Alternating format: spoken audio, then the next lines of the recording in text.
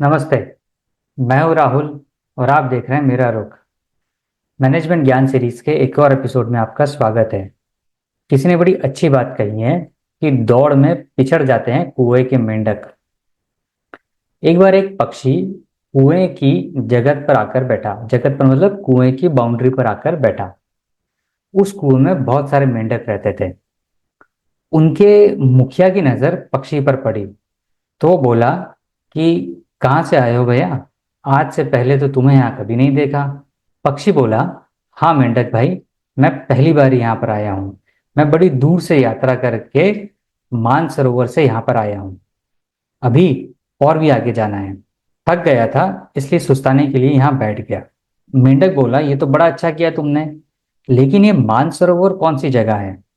क्या यह कोई कुआं है? तो पक्षी बोला, नहीं, यह झील है। तो मेंढक बोला, अच्छा, कितनी बड़ी है ये? इसके बाद उसने एक छलांग लगाई और बोला कि क्या इतनी बड़ी है? पक्षी बोला, नहीं, वह इससे भी बड़ी है।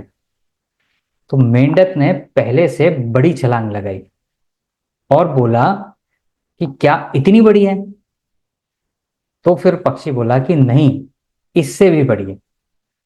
मेंढक बोला, तो क्या वह हमारे कुएं के बराबर है? तो फिर पक्षी बोला कि नहीं, तुम्हारा कुआं तो बहुत छोटा है। तुम्हारे जैसे सैकड़ों कुएं उस झील में आ सकते हैं। इस पर मेंढक चिढ़ गया। वह बोला कि क्या बकवास करते हो, झूठे कहीं के। मेरे कुएं से भी बड़ा कुछ हो सकता है क्या? तुम क्या मुझे बेवकूफ समझते हो? जो कुछ भी कहोगे और मैं बात मान जाऊंगा। इसके बाद उसने अपने साथियों से पूछा, क्यों भाइयों, मैं ठीक कह रहा हूं ना? तुम्हारी क्या राय है? इस पर सभी मेंढक एक साथ बोले, मुखिया जी, आप सही कह रहे हैं। कभी अपने कुएं से भी बड़ा कुछ हो सकता है क्या? इस पर मुखिया मेंढक पक्षी से बोला कि सुन लिया, अब तेरी जितनी बकवास थी वो सुन ली। अब इतने सारे मेंढक तो गलत नहीं होंगे ना, इसलिए बेहतर यही होगा कि तुम यहाँ से चुपचाप निकल लो। इससे पहले कि वह आगे कुछ और कहता, पक्षी वहां से उड़ गया। उसने सोचा कि यहाँ बैठकर कौन इन मूर्खों से सिर खपाए, कहीं और जाकर सुस्ताने में ही भलाई है। दोस्तों, अगर इस कहानी के मैनेजमेंट ज्ञान की तरफ देखें तो इस इन्हीं को कहते हैं कूप मेंढक, यानी कुएं का मेंढक, जिनके लिए उनके कुएं से बड़ा कुछ नहीं हो सकता, क्योंकि उन्होंने कभी कुएं से बाहर की दुनिया देखी ही नहीं होती है। वे अपनी ही दुनिया में खोए रहते हैं और जो बातें उनके दिमाग में बैठी होती है वही उनके लिए अटल सत्य होती है। ये एक दायरे को ही पूरी दुनिया मानकर हमेशा भ्रम में जीते रहते हैं। यदि कोई दूसरा उन्हें समझाने की कोशिश भी करे तो ये उसे ही मूर्ख साबित करने में लगे रहते हैं। दूसरों की सही बातें भी इन्हें बकवास लगती है।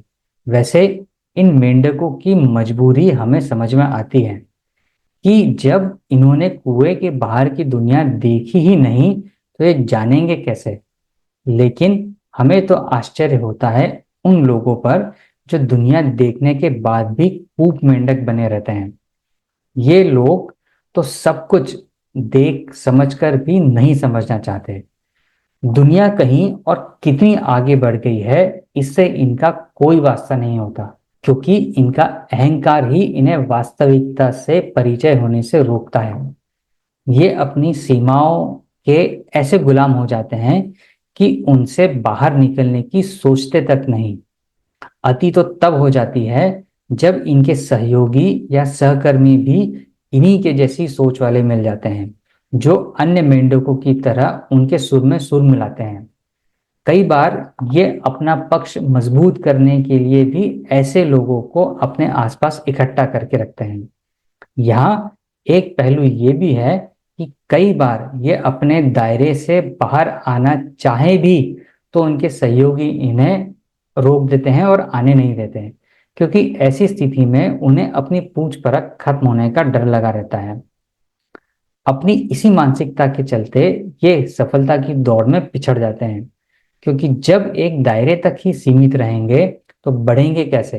यदि आप भी इसी प्रवृत्ति के हैं और आगे बढ़ना चाहते हैं तो पहली फुर्सत में ही खुद को बदल डालो, अपना नजरिया बदलो और अपने दायरे से बाहर झांक कर देखो।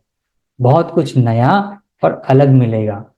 उसे जानो, समझो और अपना लो, वरना यदि चूक गए तो फिर कूप मेंढक ही बने रह जाओगे। अंत में, यदि आप किसी कूप मेंढक को जानते हो तो उसके साथ आज का ये मैनेजमेंट ज्ञान जरूर शेयर करें। तो आज के मैनेजमेंट ज्ञान में इतना ही। उम्मीद है आपको ये पसंद आया होगा। अगर पसंद आया हो तो इसे अपने मित्रों और जानने वालों के साथ जरूर शेयर करें, ताकि ये ज्ञान ज़्यादा से ज़्यादा लोगों तक पहुंचे। और आप अपने विचार कमेंट के माध्यम से हमें ज़रूर बताएं, और चैनल को सब्सक्राइब करना भी ना भूलें। मिलेंगे आपसे अगले बुधवार किसी नई कहानी, किसी नए मैनेजमेंट ज्ञान के साथ। तब तक अपना और अपने अपनों का ख्याल रखिए। धन्यवाद।